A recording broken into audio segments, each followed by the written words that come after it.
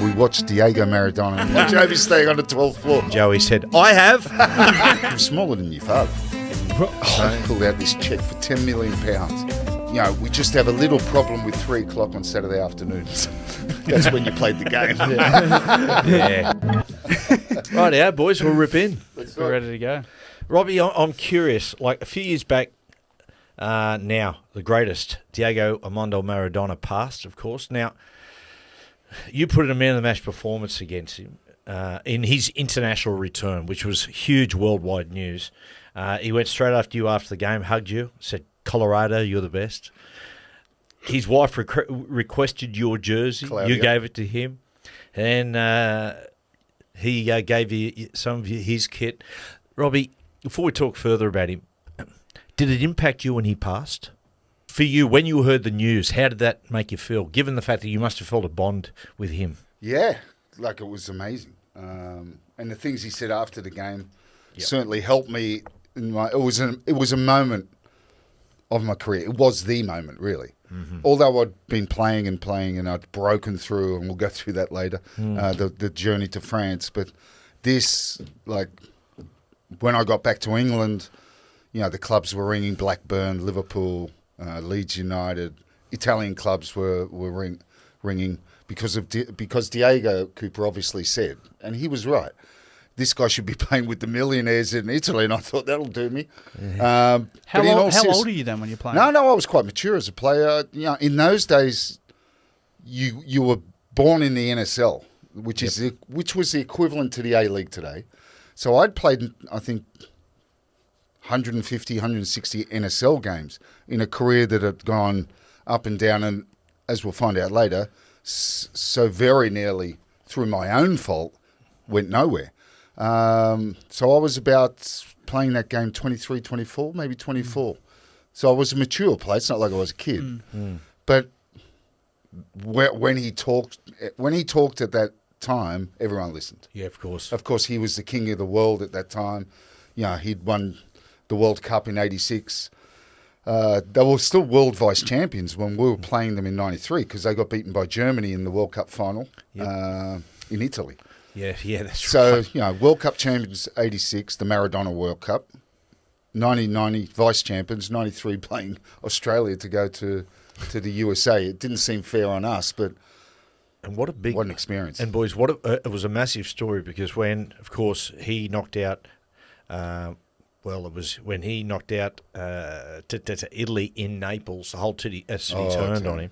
And it got to the point that he was holed up in his room, basically in his house in Buenos Aires, and the whole media from Argentina were banging on the gate saying, you've got to make a comeback. And he was shooting them with air rifles. And then all of a sudden the news came out, he's making a comeback, and no less against the Socceroos in Sydney. Yeah, they'd been beaten.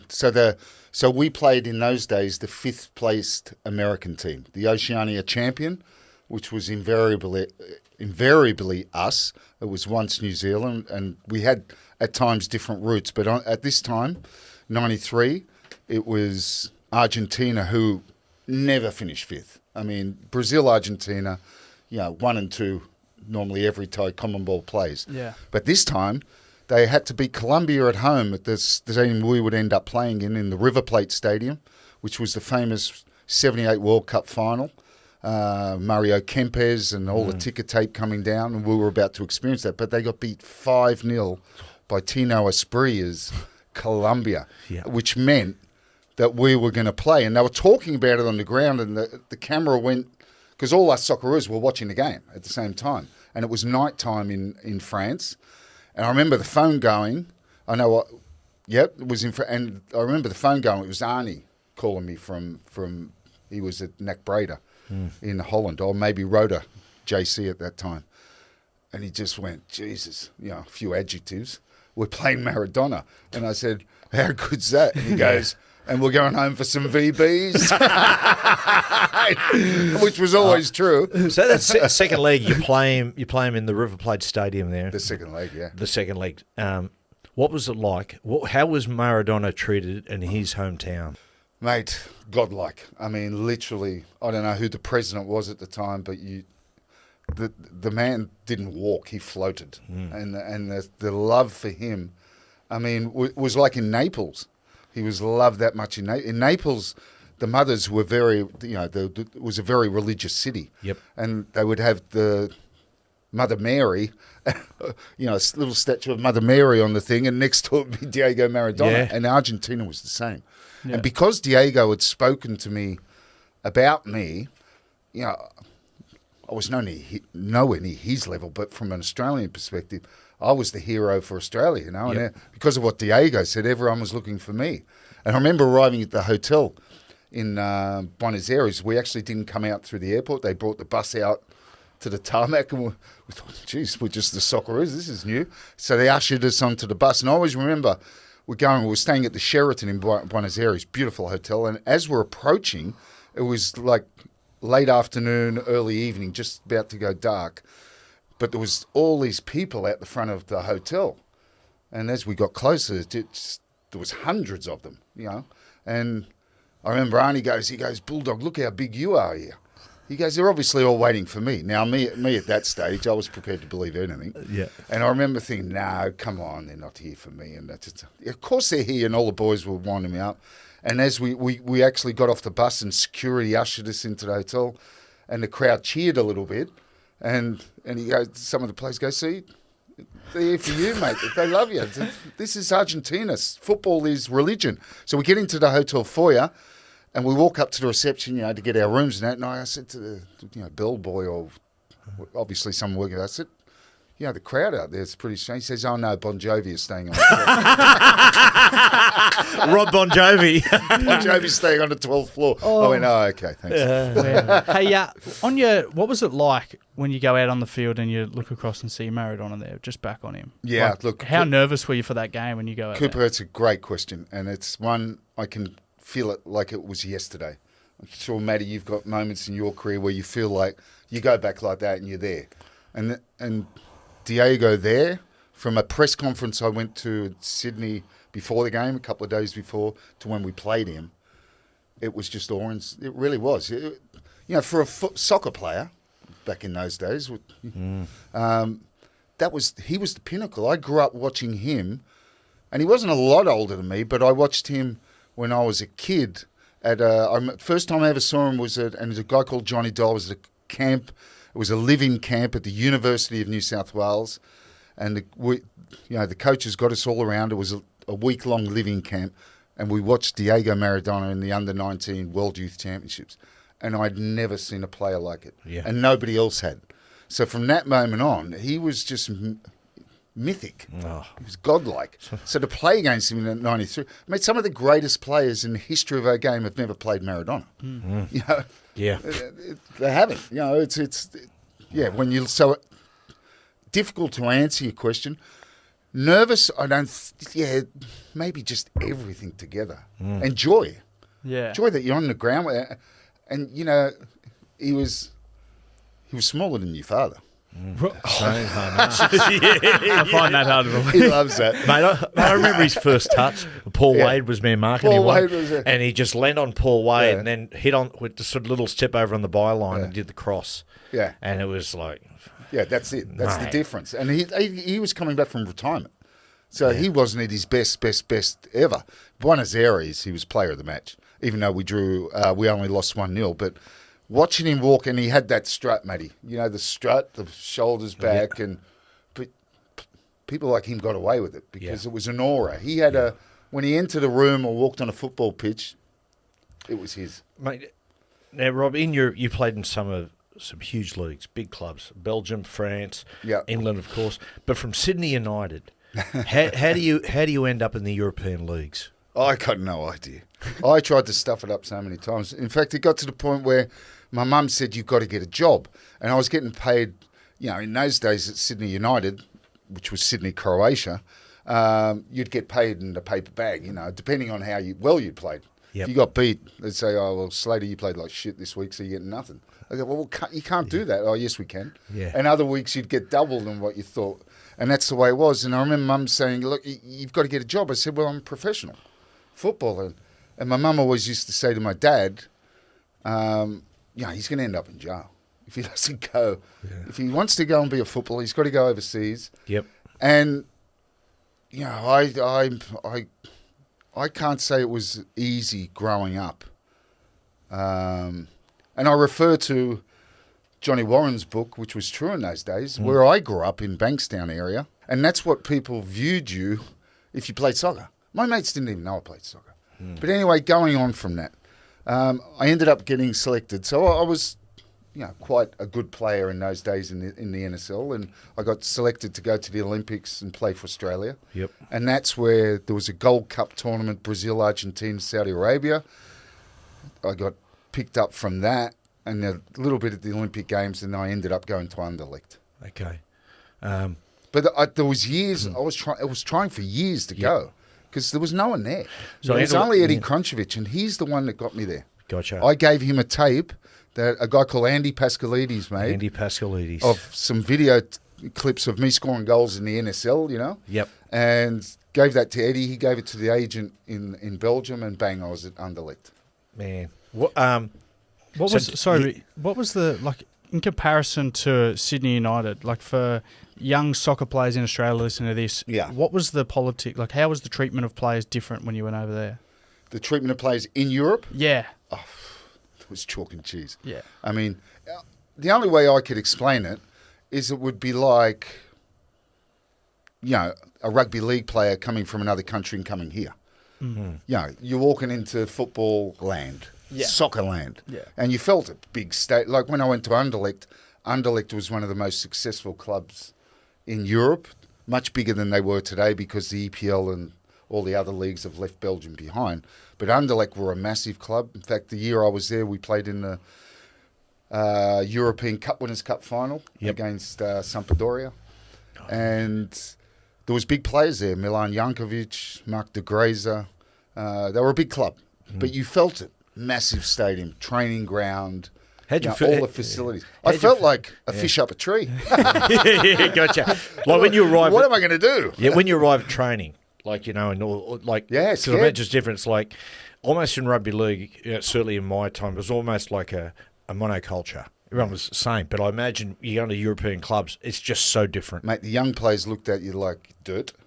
The professional players looked at you with concern and doubt.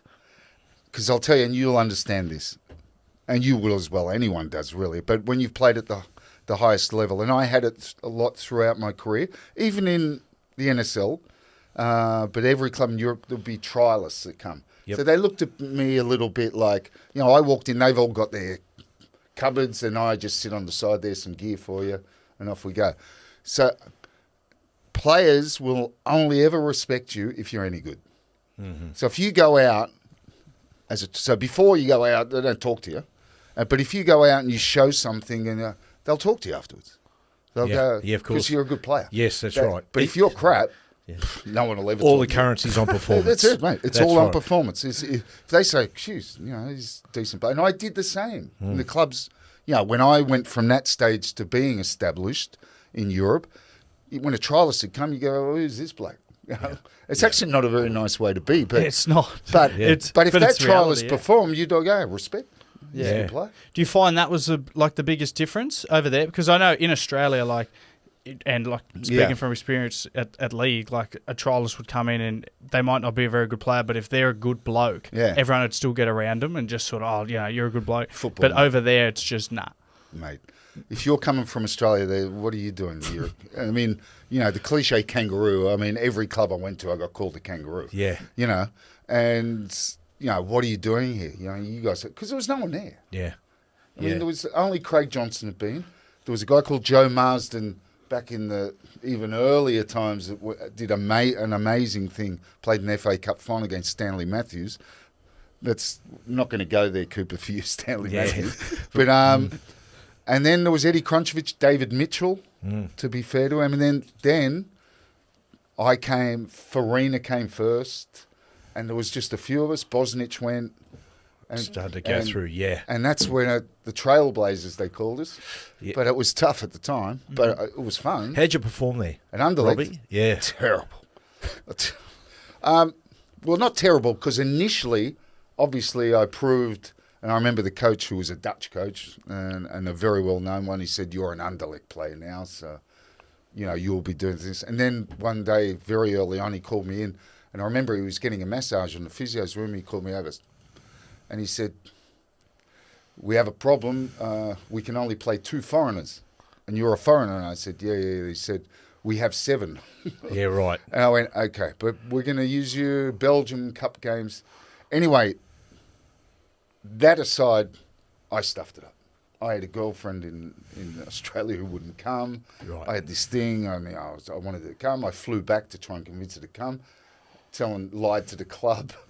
Anyway, I stuffed it. Yeah, right. Literally stuffed it. But I played a couple of Belgian Cup games, and towards the end of the season, I played in the Stiffs and did exceptionally well. So I turned it around, but no way near. And I remember that there was an article, and I got interviewed by someone from Anderlecht about what happened. How come you're successful in Lons, but it never happened? And this was the story. What were the circumstances that took you to Lons? Like, if Anderlecht was a struggle, then how did they capture? Because although they were in the second league, then they were a big club. Massive club, who'd fallen on hard times. They had no money, so they were looking for bargains. And Vlad, through Eddie Krunčević, who had played at Mulhouse, a club, and not very successfully. He went from Anderlecht to Mulhouse and a big money transfer in the day. Anyway, Eddie was looking after me. The end of that Anderlecht season, my girl finally come across, but I had to pay for the sister as well. But anyway, Robbie! Actually, I always remember where I was staying in Lons. When I eventually got to Lons, and we'll tell that story first. But I'm in Lons, and I had to stay in the hotel for about 3 months looking for a place. Lons wasn't very big, and it was hard to find a joint. So the 2 sisters are staying in my room, quite attractive. And the concierge who was teaching me English at the time, when the girls were eventually gone, he did explain to me that I was the hero in the hotel, and everyone thought that the 2 girls were mine. Robbie Hefner. Yeah. So that was quite hilarious. I didn't get that because he'd always answer the door with a smile, like looking in. Like he's here. But anyway, I went away. So she came across, and she was a lovely girl, and so was the sister. And I actually introduced Milan Jankovic, who was a massive player from Red Star Belgrade, Anderlecht, and introduced them, and they're still together. They live in Cairns. Really? Yeah, to your ex-girlfriend or to your ex-girlfriend's sister? Yeah. Okay. So is there Cairns in Australia? Yeah, Australia. Yeah. Wow. Yeah, they live over there. They live up there. So, but anyway, we went on holidays to Croatia. We went to Dubrovnik. Eddie Krunčević was going with his wife, Maggie, and we're all to meet in Dubrovnik and, do what you do during and I was to put a very difficult season, try and sort it out with my girlfriend to stay. Yep. And so my career, but I was very conscious of the fact that the year hadn't gone that well. I would be starting off in the Stiffs. They might even release me Anderlecht. And so I was there to sort my head out. 2 days in, phone goes, it's Vladi Pavkovic. That's my agent who brought me over. And Eddie Krunčević he says, "I've got this club for you. And there's a trial on in 3 days' time." I said, "Yeah, but Vladi, I'm on holidays in Dubrovnik. That's in the north of France." I said, "Who is this?" He goes, "It's a club called Lens. They're in the 2nd division, but they're a big club." Me, having my big head on, thinking, I'm an international and I'm a 2nd division, France. Mate, forget about Vladi. I'm on holidays. How am I going to get back? What, a trial game? I said, "No, mate." So I hung up. And obviously Vlad had spoken to Eddie. Eddie comes marching in. We were meeting down for lunch, and he comes marching in, and he grabs me around the collar, that. Yeah. And he said, "Mate, what are you doing?" I said, "Eddie, you what?" He goes, "I just spoke to Vlad." He said, "You're going." I said, "Eddie, come on, mate. 2nd division. It's in 3 days. I'm not fit. How's it going to go?" He goes, "I don't give a what. Yeah. You can take, I've spoken to Milan, you can take his car and you can drive yourself back to Brussels. Vladi will pick you up from the apartment and he'll drive you to Lens." He said, "Mate, do this or you're done. You'll be back in Australia." So I sort of shrugged him off and I was a bit angry and I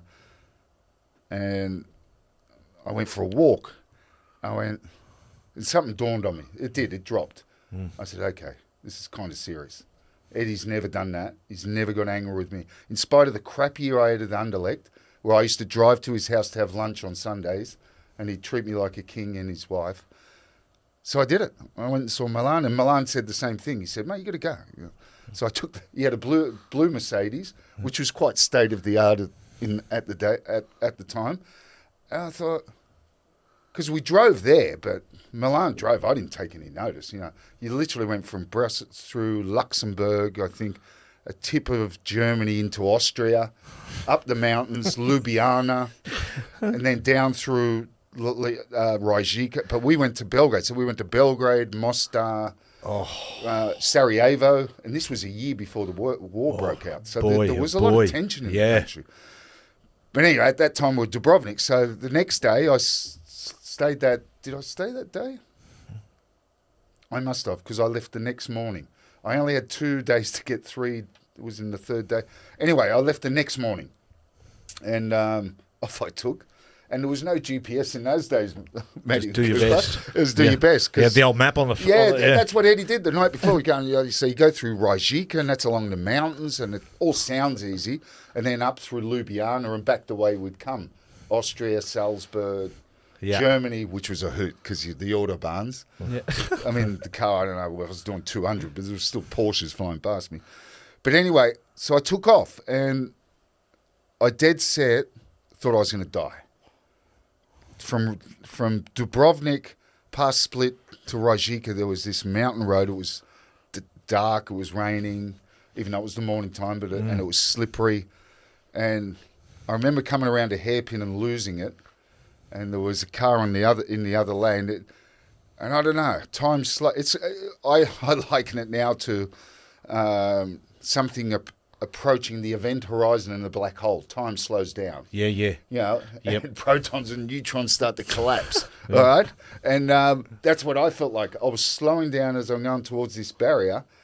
And, mate, the drop was unbelievable. We did it recently. We did, me and my mate, we did a similar drive. Yeah.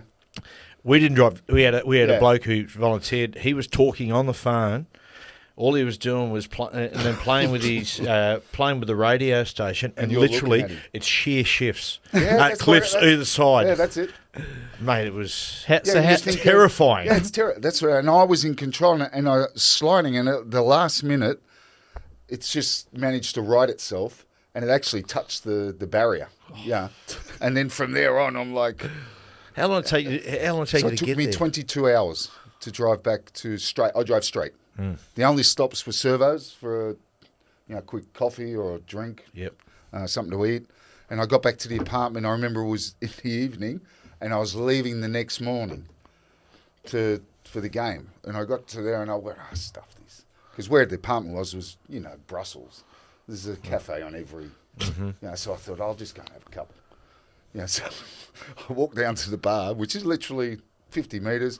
And I sat down and had one. And I'd driven 22 hours, so I hadn't slept. But you know how good, it's like jet lag beers. They're great beers. Yeah. They just you have one and you're already, and then you just... Yeah. So I reckon I had 7 or 8 Lohbergs. And I stumbled home and went to sleep. Got picked up the next morning. Probably got good 12 hours because it was quite early. And Vlad picked me up from there and off we went. It was only an hour and a half drive. How'd the game go? Yeah, but before that, there was a bit of we drove in, so this area, you go past Lille, so Belgian border, then there's Lille, which is a beautiful city, and then you get to Lens. Now, Lens is coal mining, ancient coal mining town, hard people, very poor. Yeah, right. And not very nice, like there's slag heaps as you go in, massive, like mountains of them. And I said to Vice, it's not very attractive here. Yeah. And we kept going. We drove into the town centre. It was on a Sunday. No, it was a Monday, but a public holiday, so everything was closed. The town was dirty, tiny, and depressing. And there was only one coffee shop open. And later when I went there was better parts of it, right? But where he drove in, it was called the Gare du Nord, which is the station, the major train station, deserted. One coffee shop open. We went in. There's 2 blokes in there who were fighting. And we sat down and I went, you're kidding me. I said, I'm going to leave here. I said, there was, from what I could see, there looked like about 10 streets, 15, 20 streets, some shops. And just no people. Anyway, we're there, and I watched these guys fight, and I said, "This is great." So and I wasn't feeling that great because I hadn't trained for days. I'd driven, and anyway, we drive down. He says, "We'll go to the stadium. We're meeting the sporting director who's going to take us to the game because it's not at the main stadium." I go, "Here we go." So we drive down this street, not far from the Gare du Nord. It's one street, big set of lights, and across the road to the left, you see Stade de Bollard, which is stadium, but it's all woods, as they call it, trees. And you go across the lights, you go up this laneway for about half a kilometre, and then it sort of opens up a bit. And then I remember saying to the father, I said, "What's that?" He goes, "That's the stadium." The stadium was dead set 10 times bigger than the town. Wow. It was massive. It was mythical. And there was no one there. There was one car in the car park. He hadn't arrived yet. So we just parked, and I went, okay. Nothing like a sportsman when you see something like that. Yeah. It sort of changes your perspective. And I remember we were waiting, and I said, I'm just going to go for a walk over to the stadium. And it was open, and you could walk. And I remember walking up the steps, and this is dead set true, again, like yesterday. And I walked to the top of the steps, and I glazed out in this massive 55,000 seater. Well, it wasn't seater in those days. It was Terrace. seated and terrace. And I looked at the ground, perfect. And I remember saying to myself in my head, I'm going to play here. I had a feeling, I had a premonition that this is going to happen. I don't know. But I could just say, I want to play here. Yep. So we went back to the car. The guy arrived, and we jumped in his car. No, we followed him, and we drove all this way out to this little ground. It was a little ground, a little suburban ground. It was a stadium, but it would have held 5,000 people. But when we arrived, all I noticed was supporters everywhere. In the sang-or, which is called blood and gold is their colours, red and yellow to make an exact transition. And they were waving flags, and they were everywhere on the streets, and there was thousands of them. And I thought, well, this is a friendly game, isn't it? And the guy goes, yeah. I said, this club's a big club. He says, they're mad. He says, the supporters are known as the best supporters in France. That's true to this day. I go, wow, okay. So I got my bag out, and I went over, and I ended up in the dressing room and met players, and then you could hear the supporters. The whole stadium was full. There must have been 3,000 or 4,000. But you know, when it's a small stadium, it just feels a hell of a lot more. We're playing a team called Reims. Reims, where the champagne comes from. And I had no idea. I didn't know who Lens was. I didn't know Reims. I go, can we just... and there was one guy who spoke English who would become my best man. You have two in France, Roger Bolly and Jean-Guy Volem. Big stars of the club. And Jean-Guy was the captain, and he spoke a little bit of English. And he tried to help me through. He was genuinely nice. And I was just like, yeah, great. In my mind, I'm thinking, let's just play. And then we warmed up on the stand, and I started getting a better sort of feeling. But what I felt, Cooper and Matty, is I just felt comfortable. Yeah. I just thought, whatever happens, happens. I'll just do my best. I haven't trained. I haven't prepared for this. And, mate, I played the game. I scored 3. We won 7-0. I set up 2, scored 3, and I wasn't a big goal scorer. And it's funny, the president after that, because years later said, you got us there, didn't you? You scored 3 in that president. You scored 5 in 4 years. You hustled them there, didn't you? And anyway, at the end of the game, all these supporters are running to me. And they're grabbing me, and they're speaking. I didn't speak French at all. I thought you were John Bon Jovi. But it was true, and it was an amazing feeling. I'm tingling now, and I feel it. And I was just loving it. I didn't say anything because I couldn't understand what they're saying, but they'll grab me. I mean, some had the foulest breaths. I mean, forget about Listerine, mate. They needed Domestos. But I let them do it. And, and they were great, and they were happy. And then this guy comes out, well-dressed, suit, tie. And he walks out, and he says to me in perfect English, I am the president of Lens. I want you to sign for us. It's the last words, and he walked away. And it's the last words of English I ever heard him ever say. So someone must have taught him to say it. And he became a very close friend because I became very attached to this club for the 5 years I was there. But after that game, Vlad had this big smile. I told you. I went, I felt really strange. And the coach who didn't last, he lasted 2 years, but he really taught me so much. I know DeSantis, he came up and shook my hand, no English, and he just winked at me and he left. And then me and Vlad drove back to Brussels, and Vlad said, they want you. Yeah, wow. They'll sign you tomorrow. 5 years there, Robbie? 4 years. So 4 4 years. and a half. You played great football there. Mate, that was, if I'm brutally honest, I know I won the English Premier League with Rovers. Blackburn Rovers. But my best years, the Maradona years, those games all fell when I was in Lens. Because I was at that age. I was 24 to 29. In your peak. Yes. Your peak. I mean, I was, I can say it now because I don't care what anyone thinks, but I was flying. Yeah. And even like people like Les Murray, I remember, and a lot of people back in Australia, I was our number one player at that stage. That was coming from them. Yep. But not many people knew about it because it was in France. In France, yes. Because Aussies follow the English Premier League. Anglophiles. Yep, always the So Premier my League. profile went when, ironically, my best football was in France. But when I signed for Blackburn Rovers, my profile in Australia went, Superstar. You just talked about well, I wouldn't Rovers. say superstar. So you signed with Blackburn Rovers over in the EPL. How hard a decision was that for you to go over there? After Mate, obviously very you were hard. enjoying your football so Mate, much there. It was very, very hard because I loved, and I still do. I was back there last year. I've still got a fan club, believe it or not. And it was special. I went back for a couple of testimonials over the years, and I loved the place. I went back a year ago with young Matthew, didn't I, Matthew? Matthew's my son. He's not in the way. He doesn't say a lot, but he listens. Doesn't say a lot. And he came with me, and we went to England first. And in England, people sort of, because it's been a long, long time. Not many people knew, unless you said who you were. They didn't sort of know who you were. They didn't. But as soon as I got along, it's like everywhere I went, people would come, Robbie, like in the coffee shop. And Matty loved it. He said, they really like you here, Dad. Yeah, more than England. We never get this adulation. You never get this adulation at home. No, exactly. Hey, Robbie, before we talk about Blackburn Rovers, and Yeah. you're saying you must have really loved Lons, given the fact that who come headhunting you, given you're a Liverpool supporter. But PSG fans are renowned as some of the most hardcore in world sport, not just football, world sport. Nearly lost your life. Yeah. Like, I never met them, and I can't even remember what they looked like because it came from behind. But, from witnesses, to start the story, what year was it?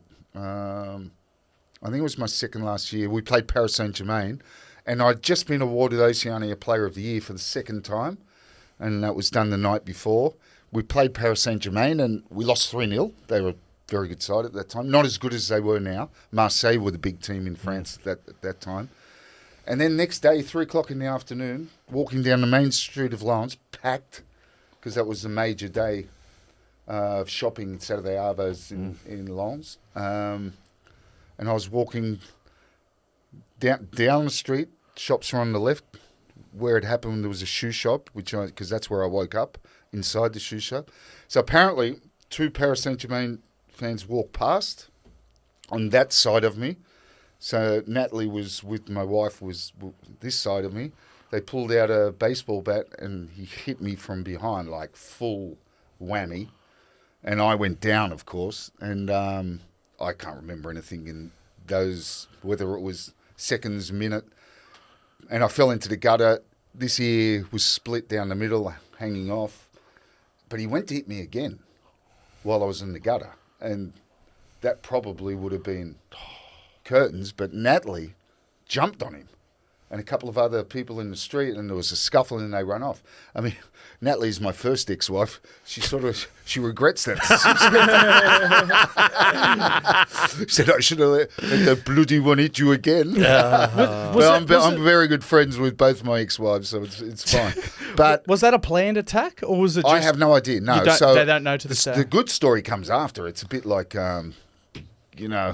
detectives and Jack Ryan. No, Jack's a bad analogy. Anyway, I'll just tell it. So I'm in the hospital. I woke up in that shoe shop and I'm laying in the bed, and the next day, because I was out cold not out cold, but I was out. Yep. 2 detectives walked in two French, Inspector Clouseau. Yeah, right. Steve Martin, great film. The Pink Panther, Pink one Panther. of our favourites. Yeah. And they said, "Oh, look, we know who did it." This was all in French, and they're what they called in France gypsies. Okay, yeah. So yeah. they live in caravans. They drive Mercedes Benz, and everyone had told me, or were about to tell me, that they commit well over 50% of the murders in France. And I spoke to the detectives. They left. President come in, and he said, "Don't you dare." He said, "Don't." And everyone said, "Just let it go," because he said they're capable of just getting charged. They'll just come up to your house, open the front door, and shoot you, and they'll never find them. So I didn't press any charges, but it was quite a big deal. Funnily enough, I wasn't out for that long. I was probably missed 2 games, and I was back into it.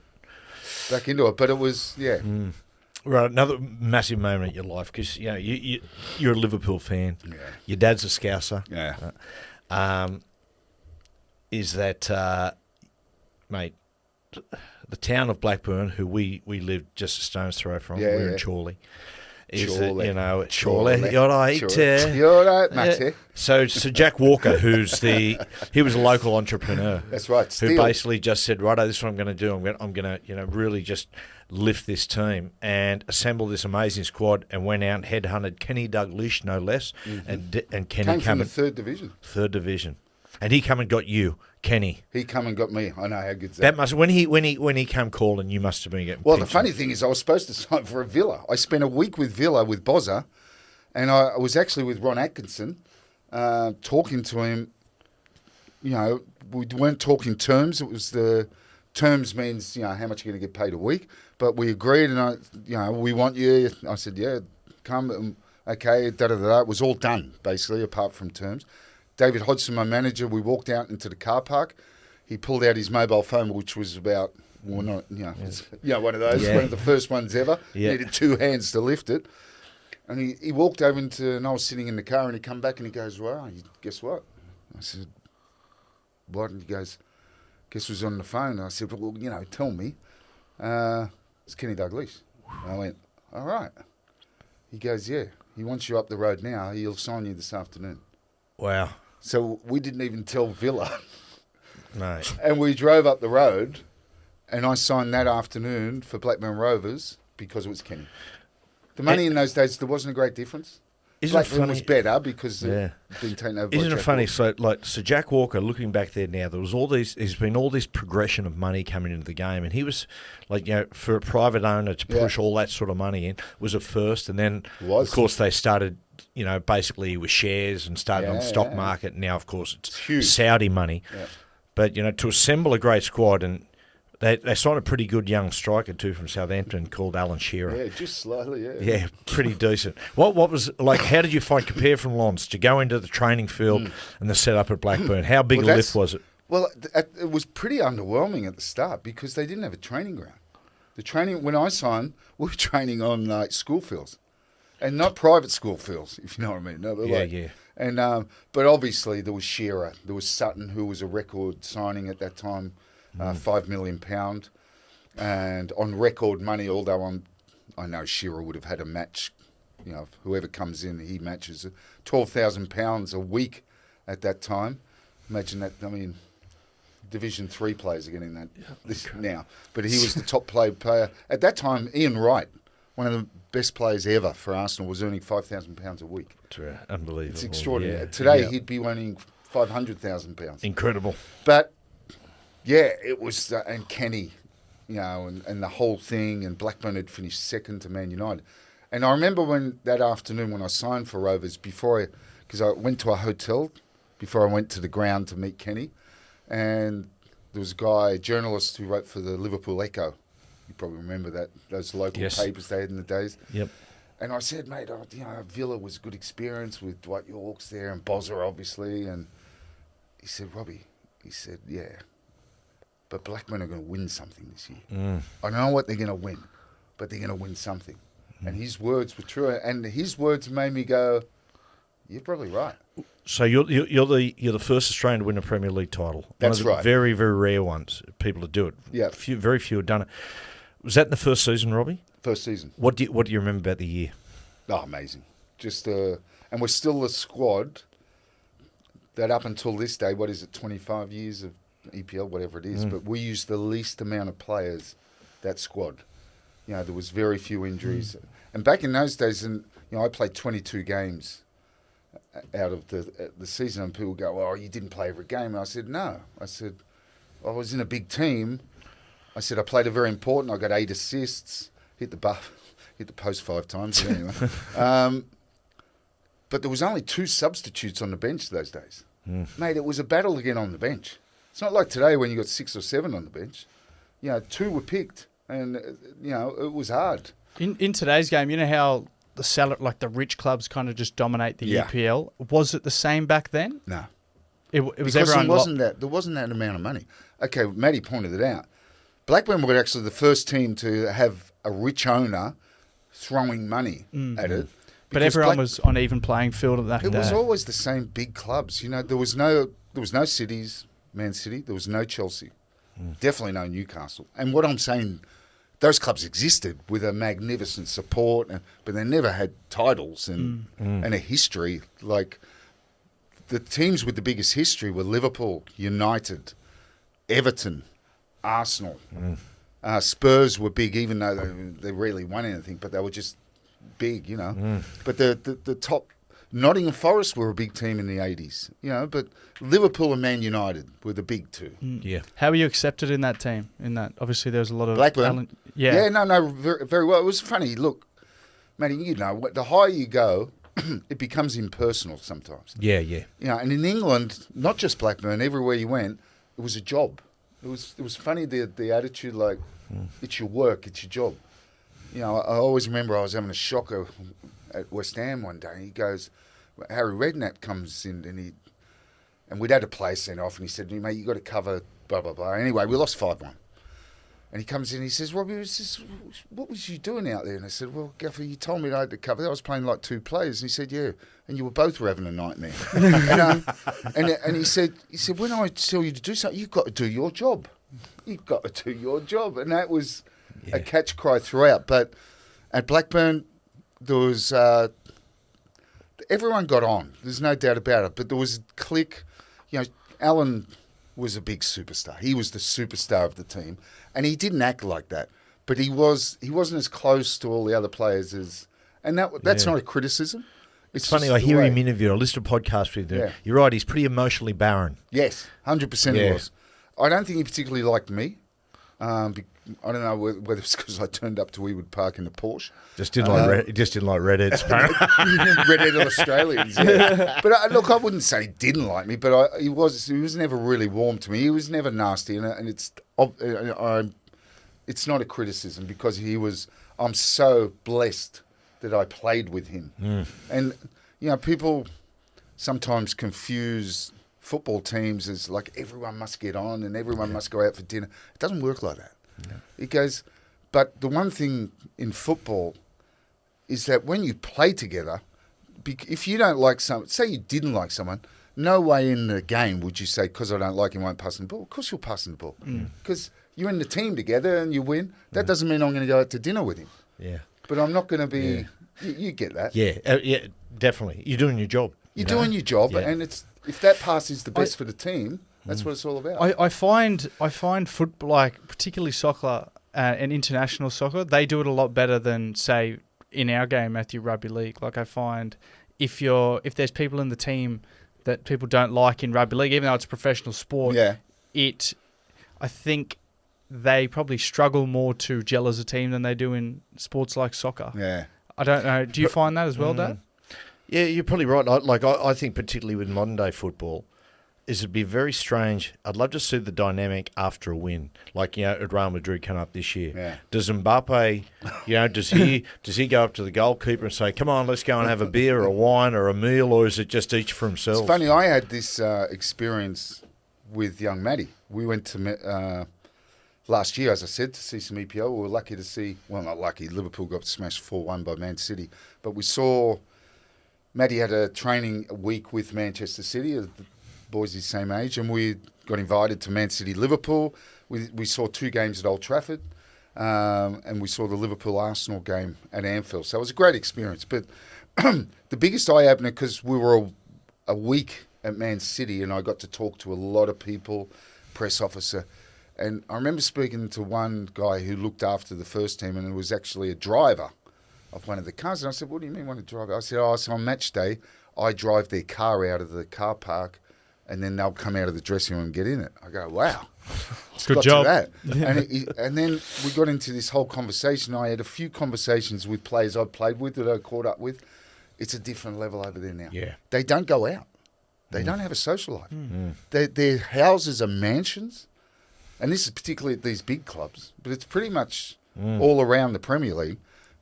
There's security. They have security where they don't go out.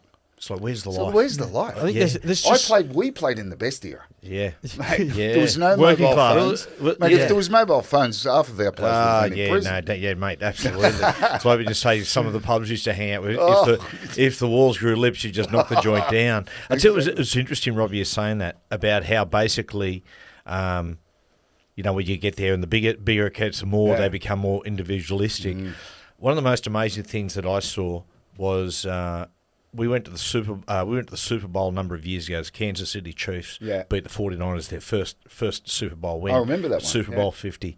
So we go back to our hotel after it in Miami, and down the bottom of the hotel, this massive nightclub, and we're standing there, me and Gordy, and we're having a beer. Next minute, this kerfuffle, look over, and Patrick Mahomes is walking in with an entourage. And there was a Kansas City Chiefs guy there, and we chatting away and said, he was on the staff. And we said, Patrick, where's the rest of the side? And he said, I don't know.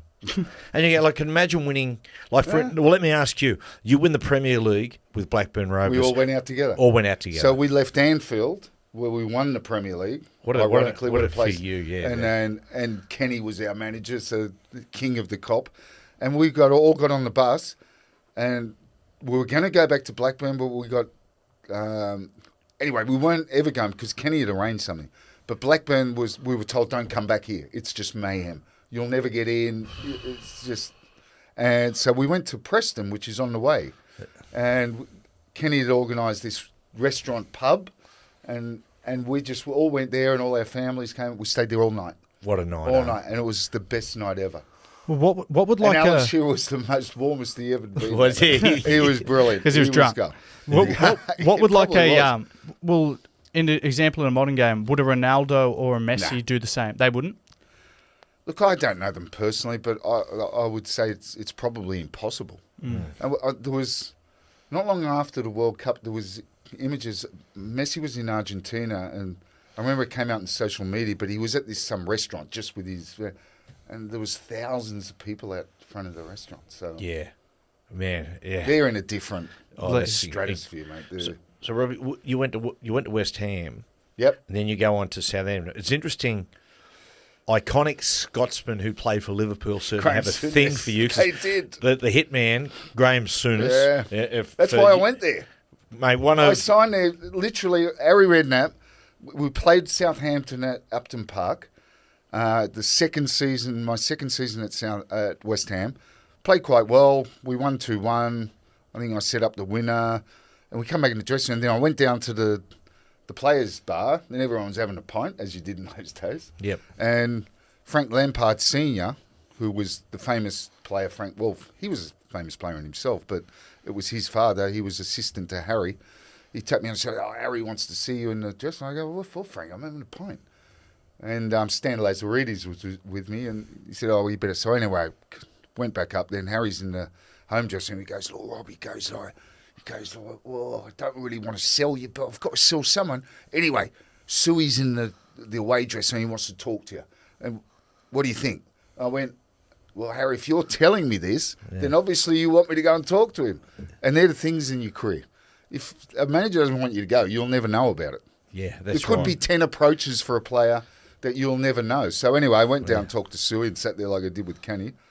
Yeah. So Graham Souness, Coop, for you, is Scottish player, one of the toughest players ever, and was an integral part of those incredible Liverpool sides.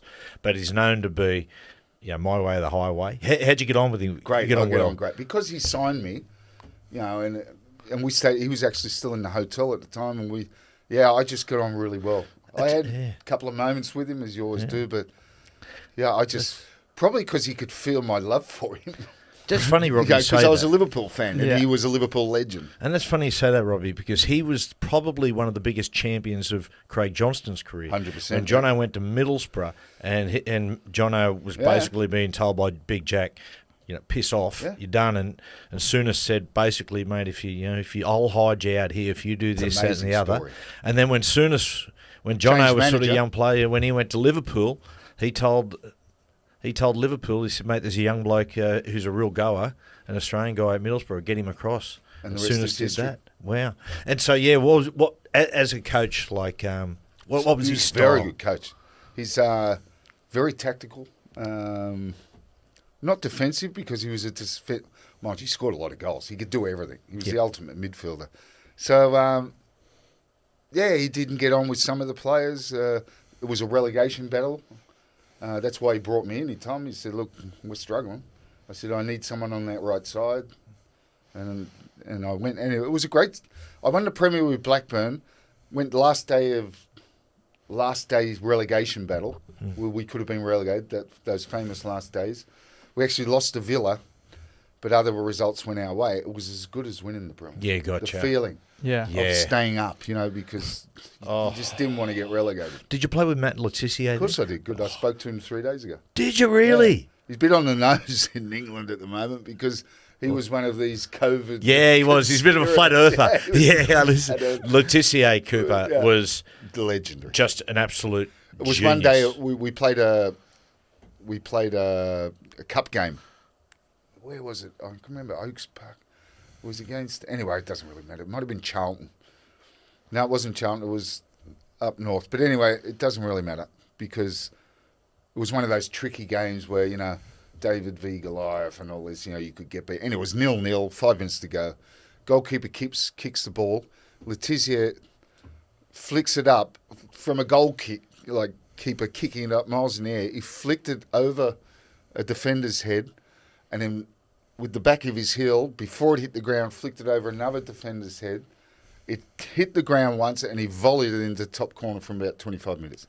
Anyway, in the shower after the game, everyone's in the shower and I went, Tiz, I go, what a goal. That's amazing. He goes, probably won't make my top 10. Right, because you got to see him. You got to see some of his goals. But just he was unbelievable. Like goals. He looked like... Is he English? Englishman? He couldn't run properly. Mate, was he an Englishman? Yeah. He played for England, but he wasn't... Terry Venables was the coach at the time, and there was always a great debate whether... I think he should have played more times for England. But anyway, he was a one-club man, and another good story about that.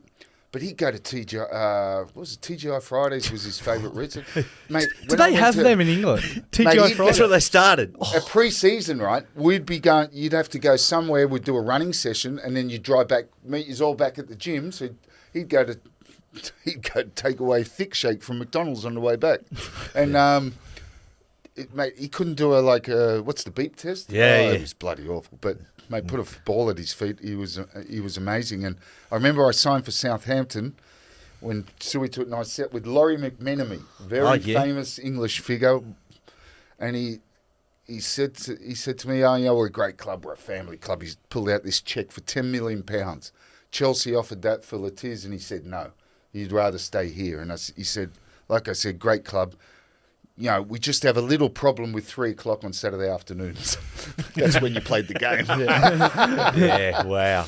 Now, so, Robbie, you have a stint at Wolves. Yep. Then you come back with Northern Spirit. Yep. The decision to retire. We're just talking about Souness, and I was listening to him on a podcast the other day, and they're talking about when you know it's time. And he was saying he was back playing for Rangers. And he's standing over the ball. He said, no one knocked me off the ball. And this young guy just went, boom, pushed him off, and he went, it's time. Yeah. Was there a moment? Yep. So, playing in the old NSL, we were playing down on a horrible evening in Wollongong against the Wolves, who were a good side at that stage. It was my third or fourth year. I can't really remember. But I remember I was struggling with patella tendonitis. Mm-hmm. And it was about halfway through the season. and I got an injection to play in this game. And before the game, it was funny. The coach was a guy called Mick Hickman, great fella, and he gave this speech because we'd been struggling a bit. He goes, "Robbie, I want you to take the team today," and he gave this speech. "You've done everything. Only players in this team can dream of what you've done. Maradona, you've won the English." This unbelievable speech. And it just so happened that by half-time I'd retired. so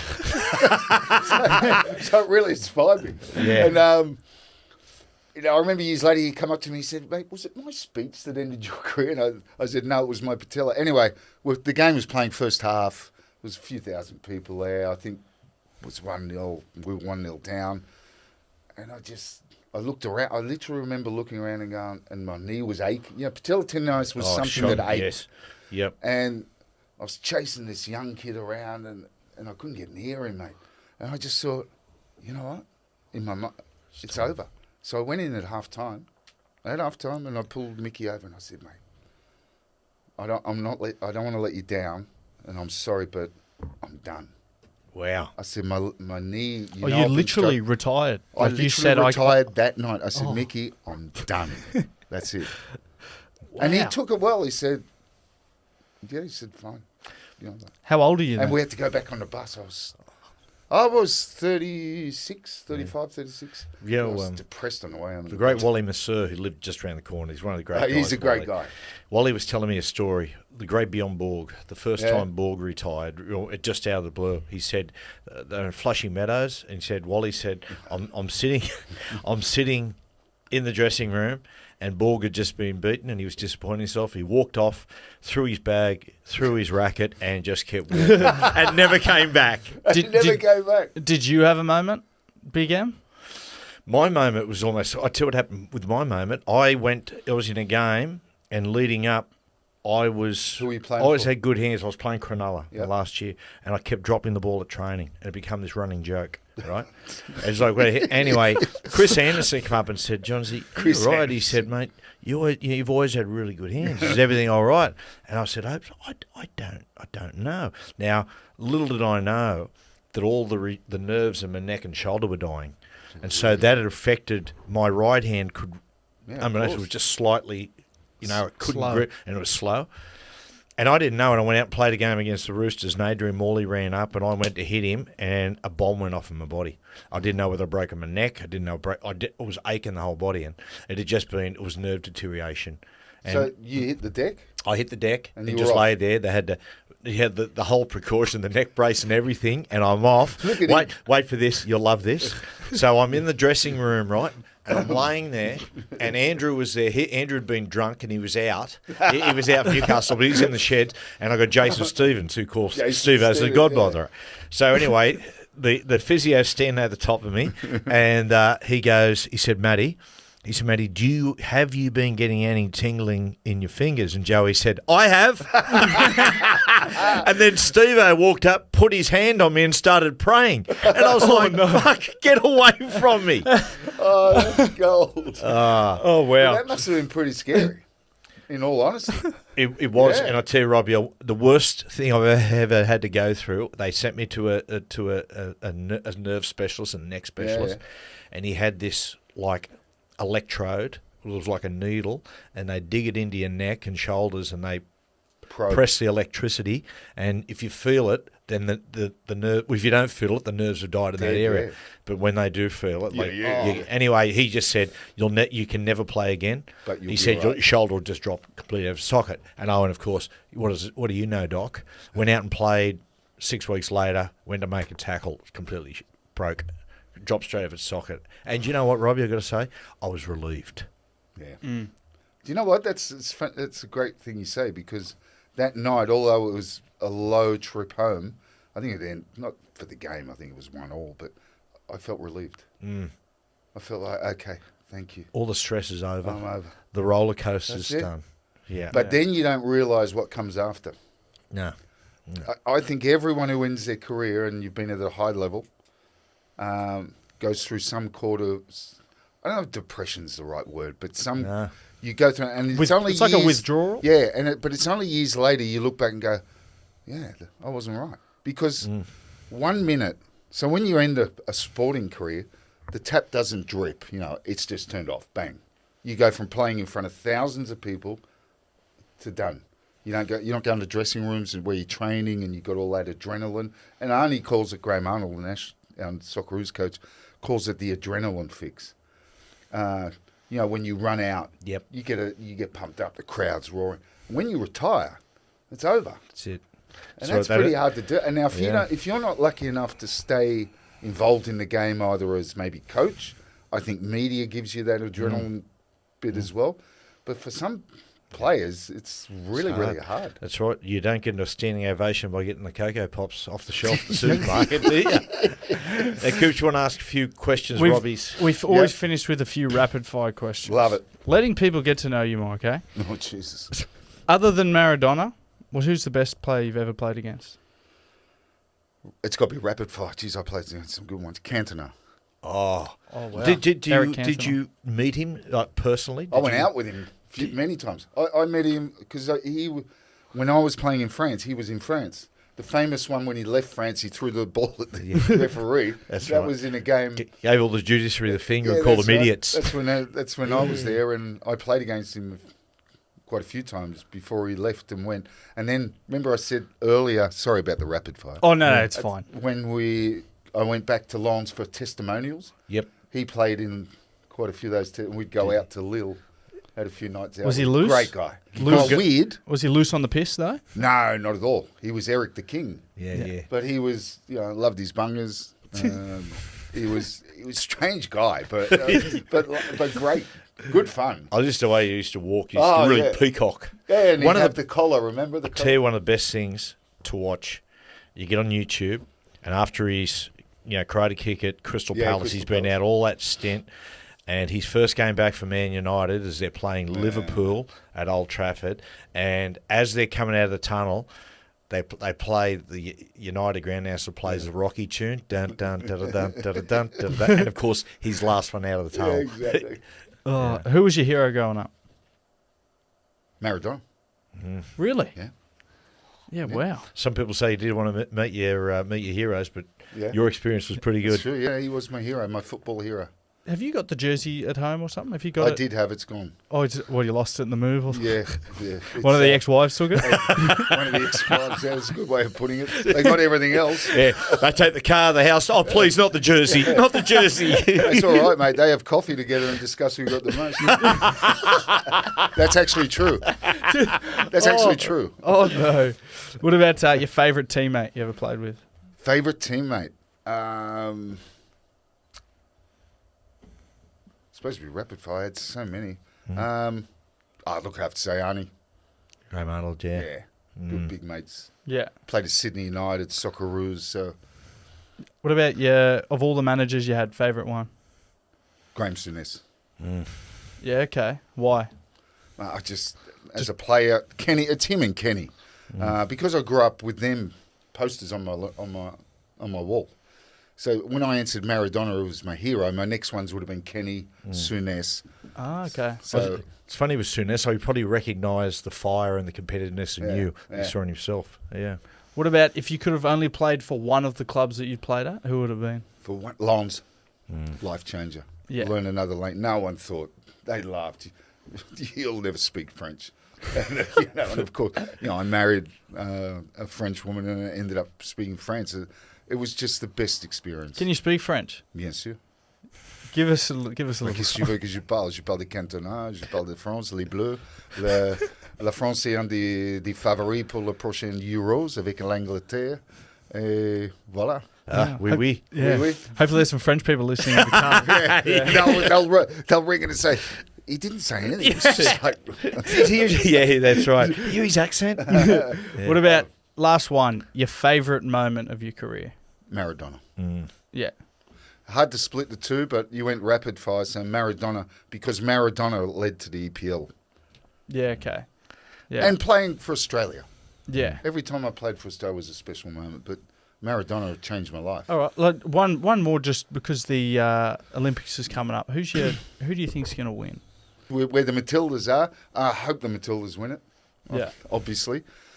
Can they without Sam Kerr? I think it'll be difficult. Yeah, wow.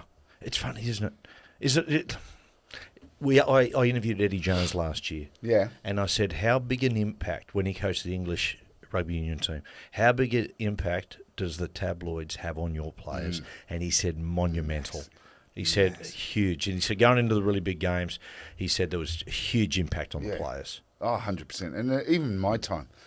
And it was the same in France. The how big the game was is, you'd always get one of the things. Obviously, there's headlines, but there was always pressure. France football does the Ballon d'Or, which is the European Player of the Year, but they give for your games 1 to 10. L'Equipe gives 1 to 10. France football was 0 to 6, and if you played a game, you couldn't wait to see what your rating was. Yeah. It was like embarrassing, or you could have a good week. And England was the same, Players were always obsessed with, how much did I get? Did I get 7 out of 10 or a 6 or a 5 or a 4? Rugby League or a Week 9? used to do that, right? Rugby League Week used to. Rugby League Week, and there was a well-known, there was a player in the 70s who played for Manly, who wrote for Rugby League Week, but it was under a pseudonym. And all the players that he was competing against for the spot, he'd always give himself an 8, and they'd be getting a 5 and a 6. And one of the players was going, mate, who the fuck is this bloke? Little did know, it was his teammate. The bloke sitting in the next locker. How good's that? Robbie, awesome, Pleasure. mate. It's Thank you, always Robbie. great to catch up, and thanks for your time. Cooper. Thank you, Absolute Robbie. pleasure. Thank you.